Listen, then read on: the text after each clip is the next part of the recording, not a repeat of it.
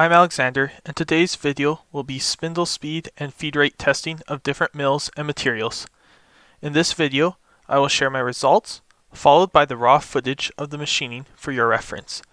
Timestamps can be found in the description below to allow you to easily hop between the sections that you would like to see. Without further ado, let's make some chips.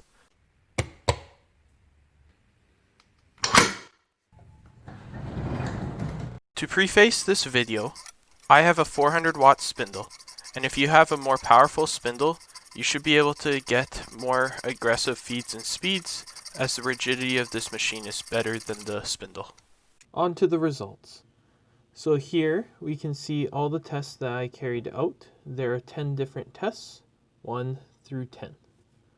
To start with, the first 3 tests were all done at a depth of 0.15 millimeters, varying from 500 to 450 to 550 millimeters per minute.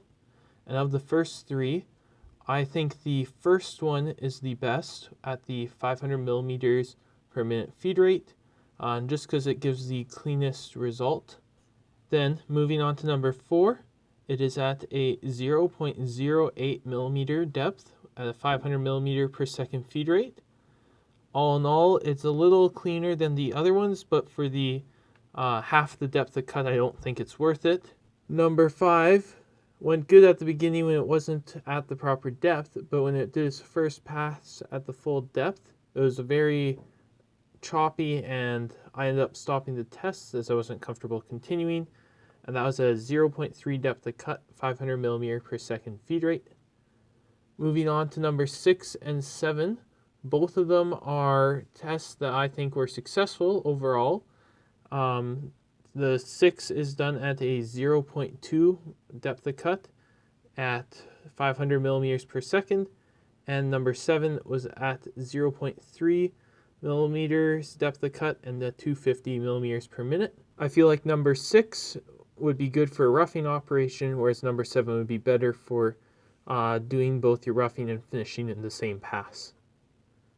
Going on to tests 8 through 10, these ones were now adaptive clearing operations rather than the pocket operations. And so the first one was done at a 1 millimeter depth of cut at 100 millimeters per minute. And that one turned out really nicely and we'll definitely use. Number 9 and 10 were both done at a depth of cut of 2 millimeters and a feed rate of 30. But number 10 was done without any WD-40 whatsoever. So I thought that was a successful test and results in less user time. So I definitely will use that over 9. And before we get into the raw footage of some of the machining operations, I will follow up with a few pictures here so you can take a closer look at some of these finished tests. Remember, on left is 1 and on the right is 10.